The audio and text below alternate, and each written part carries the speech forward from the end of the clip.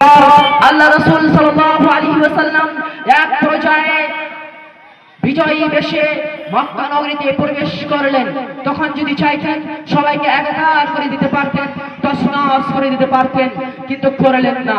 আল্লাহ রাসূল সাল্লাল্লাহু আলাইহি ওয়াসাল্লাম যে 13 বছর দাওয়াতি কাজ চালিয়ে গেছিলেন, 13 বছর যে দাওয়াত দিচ্ছিলেন, সেই 13 বছরের ন্যায় আবার দাওয়াতি কাজ শুরু করলেন।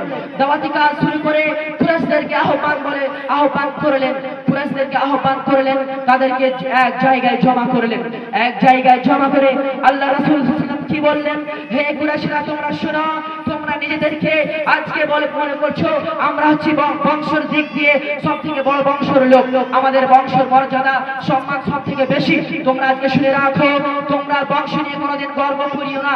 বংশ নিয়ে গর্ব করা হচ্ছে জাহেলিয়াতের কাজ, বংশ নিয়ে গর্ব করা হচ্ছে মূর্খের কাজ, বংশ নিয়ে গর্ব করা হচ্ছে জাহেলিয়াতের কাজ, বর্বরতার কাজ, মূর্খদের কাজ। তোমরা বংশ নিয়ে গর্ব করিও না এবং তোমরা কাউকে উঁচু নিচ করিও না, কাউকে বলিও না যে তুমি গরিব, কাউকে বলিও না যে তুমি নিচু, কাউকে হীন করবে না, কাউকে হীন তুচ্ছ মনে করবে না, কাউকে তুচ্ছ মনে করবে না, সকলকে এক চোখে দেখবে। তারপরে আল্লাহ রাসূল সাল্লাল্লাহু আলাইহি ওয়াসাল্লাম বলেছিলেন, হে কুরাইশরা, তোমরা সকলে হচ্ছে আদম এবং হাওয়ার সন্তান, এই কথা মনে রাখবে। তোমরা সকলে হচ্ছে আদম এবং হাওয়ার সন্তান, এই কথা মনে রাখবে। তারপরে আল্লাহ রাসূল বলছিলেন, কুনু ইবাদাল্লাহি ইখওয়ানা, হে আল্লাহর বান্দারা, তোমরা একে অপরের ভাই ভাই হয়ে পৃথিবীর বুকে বসবাস করবে। এই হচ্ছে আমাদের ইসলাম, এই হচ্ছে আমাদের ইসলাম, এই শিখায় আমাদের ইসলাম।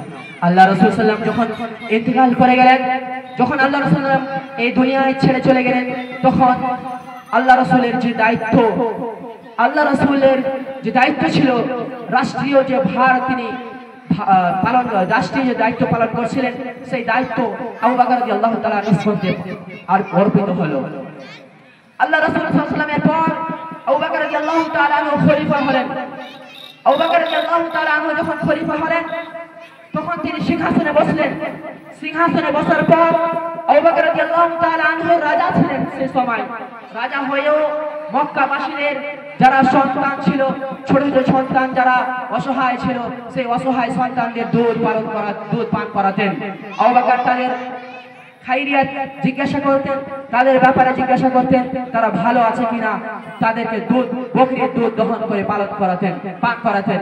একদা আবু বকর রাদিয়াল্লাহু তাআলা আনহুকে জিজ্ঞাসা করা হলো যে আপনি তো আমাদের খলিফা, আপনার উপর তো রাষ্ট্রীয় দায়িত্ব দেওয়া হয়েছে, আপনি তো আমাদের রাজা, এখন আপনি তো সিংহাসনে আসীন হয়ে আছেন, তাহলে আপনি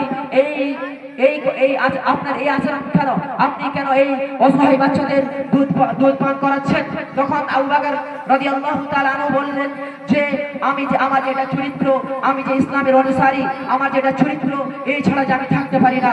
এই হচ্ছে আমাদের ইসলাম, আমাদের ইসলাম মানবতা শেখায়, এই হচ্ছে আমাদের ইসলাম। আল্লাহ রাসূল সাল্লাল্লাহু আলাইহি ওয়াসাল্লাম আমাদেরকে মানবতা শিখিয়েছেন।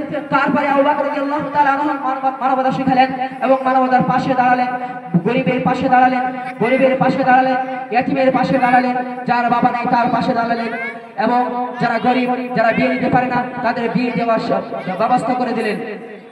এরপরে